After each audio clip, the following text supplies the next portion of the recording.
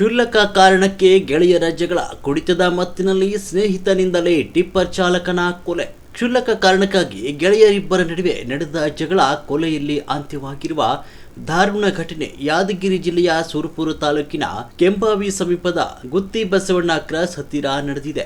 ಕೊಲೆಯಾದ ವ್ಯಕ್ತಿಯನ್ನು ಬಸನಗೌಡ 30 ವರ್ಷ ಅಂತ ಗುರುತಿಸಲಾಗಿದೆ. ಕೊಲೆಯಾದ ಯುವಕ ಹಾಗೂ ಕೃತ್ಯವೆಸಗಿದ ಆರೋಪಿ ಇವರಿಬ್ಬರು ಟಿಪ್ಪರ್ ಡ್ರೈವರ್ಗಳಾಗಿ ಒಟ್ಟಿಗೆ ಕೆಲಸ ಮಾಡ್ತಿದ್ರು.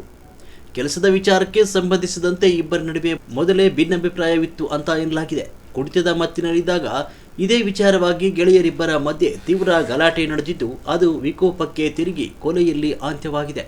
ನಮ್ಮ ಕೆಂಬಾವಿ ಪೊಲೀಸ್ ಠಾಣಾ ವ್ಯಾಪ್ತಿಯಲ್ಲಿ ಗುತ್ತಿ ಬಸವಣ್ಣ ಕ್ರಾಸ್ ಅಂತ ಹೇಳಿ ಬರ್ತದೆ ಮೇನ್ ರೋಡ್ಗೆ. ಅಲ್ಲಿ ಒಂದು ಹಳೆ ಜಟ್ಟಿಂಗೇಶ್ವರ ಸ್ಟೋನ್ ಕ್ರಷರ್ ಅಂತೇಳಿ ಅಲ್ಲಿ ಬಸವನಗೌಡ ಅಂತ ಸುಮಾರು ಈಗ 10 ದಿವಸದಿಂದ ಅಲ್ಲಿ ಬಂದು ಡ್ರೈವರ್ ಆಗಿ ಕೆಲಸ ಮಾಡ್ತಾ ಇರ್ತಾರೆ.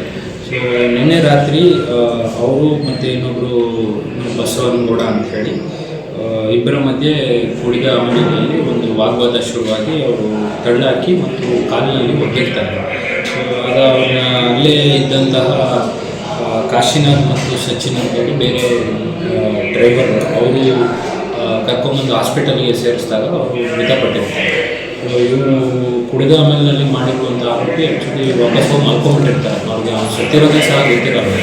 ಸೊ ಆಮೇಲೆ ನಮ್ಮ MLC ಬಂದಿಗೆ ನಮ್ಮ ಪೊಲೀಸ್ ಠಾಣೆ PSI ಅಮ್ಮೋಜ್ ಅವರು ಅದನ್ನು ವಿಚಾರಣೆ ಮಾಡಿ ಮತ್ತು ಈ ಥರ ಒಂದು ಜಗಳದಿಂದ ಆಗಿರೋದು ಅಂತ ಗೊತ್ತಾಗಿರೋದ್ರಿಂದ ಅವರು ಆರೋಪಿನ ಕರ್ಕೊಂಬಂದು ವಿಚಾರಿಸಿದಾಗ ಅವರು ಹೌದು ಈ ಥರ ಜಗಳ ಆಗಿದೆ ಅಂತೇಳಿ ಕುಡಿದ ಹೊಡೆದಿರೋ ಬಗ್ಗೆ ಈಗ ಖಾತ್ರಿ ಆಗಿರುತ್ತೆ.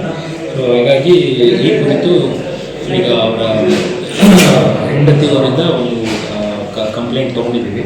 ಸೊ ಅದರಲ್ಲಿ ಬಸನಗೌಡ ಜೊತೆಗೆ ಅವರಿಗೆ ಪ್ರಚೋದನೆ ನೀಡಿದ್ದಾರೆ ಅಂಥೇಳಿ ಒಂದು ಕ್ರಷರ್ನ ಮ್ಯಾನೇಜರ್ ಶರಣಗೌಡ ಅನ್ನೋ ಮೇಲೆ ಸಹ ಕಂಪ್ಲೇಂಟ್ ಕೊಟ್ಟಿದ್ದಾರೆ.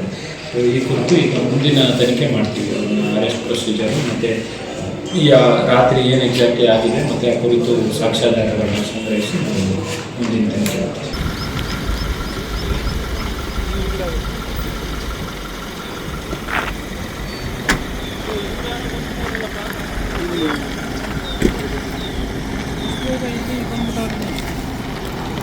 Listen, need to come first.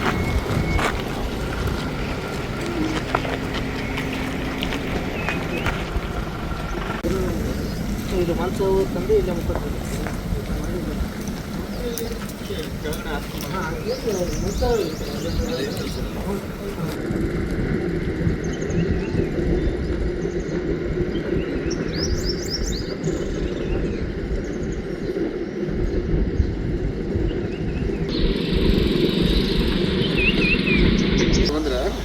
ಏನು ಸರ್